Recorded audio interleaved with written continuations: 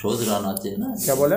आप में जब सुबह 7 बजे भोरे बैठते हैं तो कमर धीरे धीरे ऐसे हो जाता है, ऐसे हो जाता है, जैसे थोड़ा समझ रहा हूँ। एकदम सोच रखना चाहिए, सीधा रहना चाहिए एकदम ऐसे होने से अपना ताकत कम हो जाने पर घट जाता है। हाँ ताकत की बात होती है और अटेंशन की बात होती है। आपका ध्यान उस पर है या नहीं है, इस पर ध्यान नहीं रहते। वही ना, इसीलिए मैं कह रहा हूँ ताकत कम हो जाने से ऐसा होता है, और अटेंशन कम हो गया, आपका ध्यान उस पर नहीं है तो ऐसा हो जाता है। असली जो आवाज़, ओम आवाज़ सुनने के हवा जो ये आवाज़ होते हैं वही आपका ध्यान दूसरे तरफ रहता है। उसके कारण भी ऐसा हो जाता है। लेकिन आपको उस जगह पर रखना चाहिए। माने ऐसे तो बैठ रहे हैं, सोच लीजिए उसके लिए क्या किया जाता है, आप देखे होंगे, अगर पुराना आपको ख्याल है आपको, अगर तो कुछ ज़्यादा उम्र हो जाने के बाद उसमें दिक्कत आती है, इसलिए कुछ लोग देखे होंगे साधु संत लोग, यहाँ पर एक ऐसा डंडा जैसा रखता है जो इस तरह से रखता है, जिसके ऊपर हाथ रख देते हैं, ऐसे हाथ रख देते हैं तो ये सीधा रखा रहता है, तो उसका सहारा लेते हैं। लेकिन गुरु जी, लेकिन सच्चाई ये है, बढ़िया चीज़ यही है कि सहारा नहीं लेना पड़े। तो कहने का मतलब खुद ही बिना सहारे के इतना टाइट रहने से तो उचित है ना, एक थोड़ा बहुत टाइट नहीं होना चाहिए, थोड़ा सा ढीला, बहुत टाइट नहीं होना चाहिए, इतना ढीला होता है, एकदम मध्यम सही है। ना ज़्यादा तनाव होना चाहिए रीढ़ पर, और ना वो लूज होना चाहिए। तो आपको तो साइड के ओमकार सुनना चाहिए कि अपना सांस के ओमकार, वो चाहे जहाँ का भी आता हो, वो जहाँ का भी आता हो। हाँ, आपको कहीं पर फोकस नहीं करना है एक तरह से। अगर ध्यान में जाना है तो फोकस नहीं करना है, लेकिन अगर धारणा में है तब तो आदमी फोकस करता है। ध्यान में तो बस चुपचाप बैठे हैं और स्वतः कौन सी ध्वनि उत्पन्न हो रही है और हमारी सांस जो आ रही है जा रही है, उसके बीच में जो गैप होता है, सांस के बीच में जो गैप, जैसे सांस लिए तो एक गैप हुआ, फिर सांस छोड़े तो एक गैप हुआ, मतलब थोड़ी देर के अवकाश जो ठहरते हैं थोड़ी देर, उस ठहराव पर ही अगर हम टिक सकते हैं, वहाँ अगर फोकस कर सकते हैं तो उचित है। फोकस करने के लिए वो ज़्यादा बढ़िया है, अन्यथा आप चुपचाप ऐसे बैठे रहिए स्थिर होकर के, और बस जो घटनाएं घटित हो रही हैं उसको महसूस कीजिए साक्षी भाव से। किसी पर फोकस करने की ज़रूरत नहीं है, लेकिन अगर अभी आप फोकस करने में समर्थ नहीं हुए हैं तब तो फोकस ही करना पड़ेगा शुरुआत के। लेकिन चूंकि आप लोग ज़्यादा दिन से कर रहे हैं तो आपको फोकस करने की ज़रूरत नहीं है, आप बस स्थिर हो जाइए। और सांस पर ध्यान नहीं रखना चाहिए, कहीं पर भी रखने की जरूरत अच्छा, कहीं पर भी ज़रूरत नहीं है। बस आपको सिर्फ इतना ही रखना है, इतना अलर्ट रहना है कि जितनी भी प्रकार की गतिविधियां हो रही हैं, घटनाएं हो रही हैं, उसके प्रति आपको अलर्ट रहना है कि कैसे कैसे परिवर्तन हो रहे हैं, उसके प्रति आपको अलर्ट रहना है। तब उन परिवर्तनों में जो समय का जो बोध होता है ना, समय का, वह बहुत महत्वपूर्ण होता है। समय के हिसाब से ये घटनाएं घटती हैं, कोई भी जो घटना घटती है, तो आप जो भी घटनाएं घट रही हैं उसको बस महसूस कीजिए, देखिए कितनी सूक्ष्मता में घट रही है, उसकी शुरुआत कहाँ से हो रही है। कोई भी रूप बदल रहा है तो आखिर कहीं ना कहीं से शुरू हो रहा है ना, वह तो शुरू हो रहा है मतलब वो उसका टाइम है। बात समझ में आ रही है? जैसे हमारी सांस शुरू हो रही है, इसका एक टाइम है कि वहाँ से शुरू हो रही है, जब स्टार्ट हुआ, इसका मतलब वह जो समय काल तत्व होता है वह, उसको काल तत्व कहते हैं। एक तो पूरा रेंज हो गया समय का, और एक है जहाँ शुरुआत होती है जो उसको प्रेरित करता है। तो जब प्रेरित होता है जिस टाइम फैक्टर में, उसको काल तत्व कहा जाता है। तो वहाँ का शुरुआत देखिए आप उस स्थान का, तो समझ लीजिए कि आप समय को और घटना के क्रम को बहुत अच्छा से समझ सकते हैं, उसके विज्ञान को समझ सकते हैं।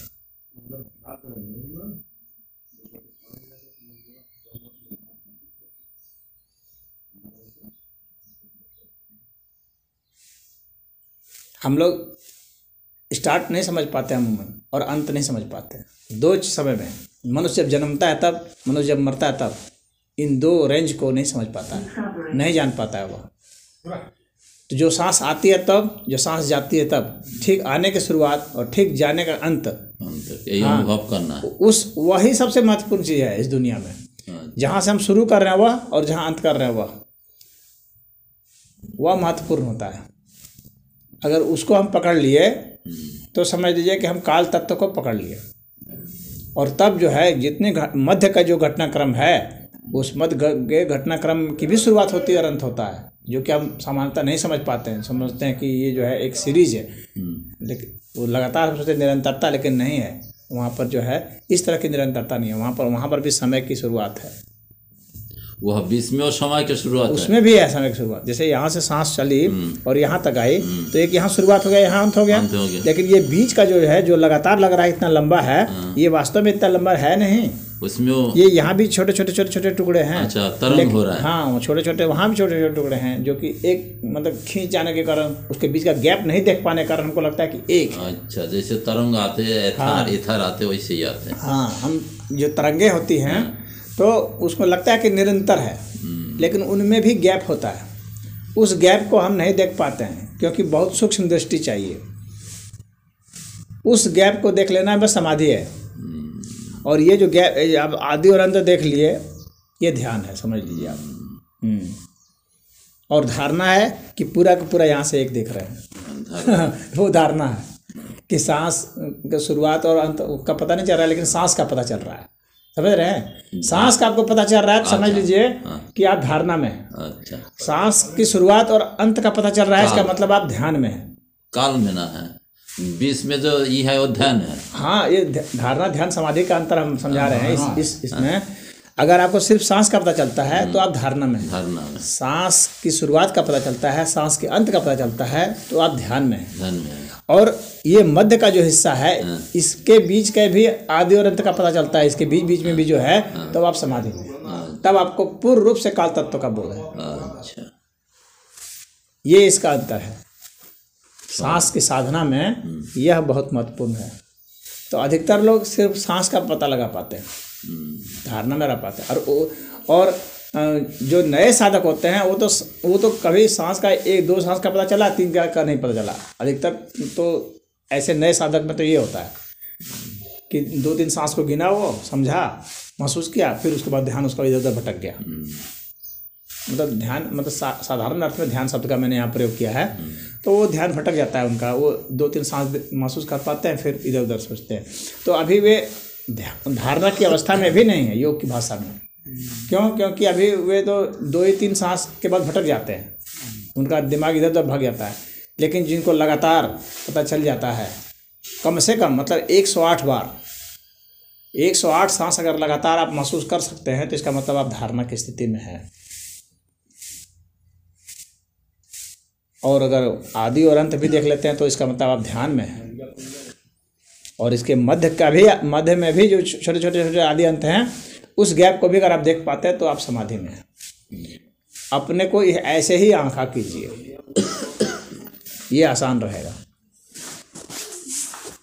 हम कौन में वो तो आप जाने कि आप क्या करते हैं। कुछ नहीं करते हैं, हम इतना चाहते हैं कि हम कुछ, अब हमें कुछ हमसे हो जाए, कुछ सार्वजनिक काम हमसे हो जाए, यही हम सोचते हैं। बस हमको किस में रखेंगे। हाँ, तो आप सार्वजनिक काम देखिए, यह जो है, ये मैंने ध्यान साधना बताया, और आप जो बता रहे हैं, तो वह जो है वह निष्काम कर्म योग होता है। जब व्यक्ति सोचता है कि चलो समाज के लिए कुछ हो जाए, जिसमें हमारा अगर, तो आपको उसमें यह देखना है, अब आपको उसमें यह देखना है कि क्या हमारी इसमें कोई ऐसी अपने लिए कोई भावना तो नहीं है कि मेरा मान सम्मान हो जाए, हमारे बाद की कुछ कीर्ति हमारे लिए रह जाए, हाँ, कि लोग हमारी तारीफ करें।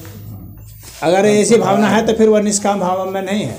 वह सात्विक भाव में तो है, परंतु निष्काम भाव में नहीं है। तो वो सात्विक गुण माना जाएगा। निष्कामता भी नहीं फिर आएगी। निष्कामता जब होगी तो ठीक है, उसमें मेरे लिए कुछ नहीं है, अपना कुछ नहीं है, हम अपना कुछ नहीं चाहते, कोई पुण्य भी नहीं चाहते हैं। ऐसी स्थिति में यदि आप कोई निर्माण कार्य करते हैं, तो वह निष्काम भाव कहलाता है। निष्काम साधना है, वह कर्मयोग की साधना है। ये ध्यान योग की बता रहा था, वह कर्मयोग की साधना है। हाँ, तो वो भक्ति का बहुत बढ़िया होता है। वह भी ध्यान में बैठने से सांस के जो आवाज़ भीतर होते हैं, गुनगुना आवाज़, ये सब छोड़ने के लेने के सब मिलते हैं।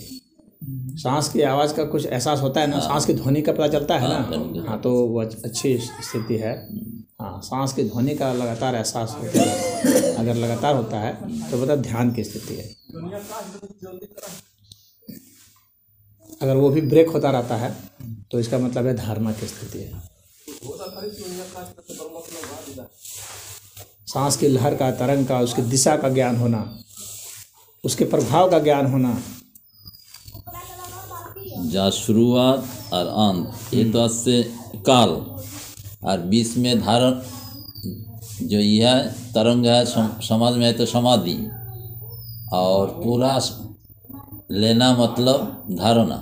यही पूरा लेंगे तो धारणा, और आदि और अंत भी पता चल रहा है तो ध्यान, और बीच के भी आदि अंत का पता चलता जा रहा है लगातार, तो समाधि है। और पहले शुरुआत में तो काल है ना। नहीं, काल तत्व वो तो अलग चीज़ होगा, अलग वो तो एक अलग चीज़ होगा। वह तो जो उसको प्रेरित कर रहा है उसका आपको पता चल जाएगा, उसको काल तत्व कहते हैं। अगर पता चल गया तो आप हर घटना की शुरुआत का पता लगा लेंगे।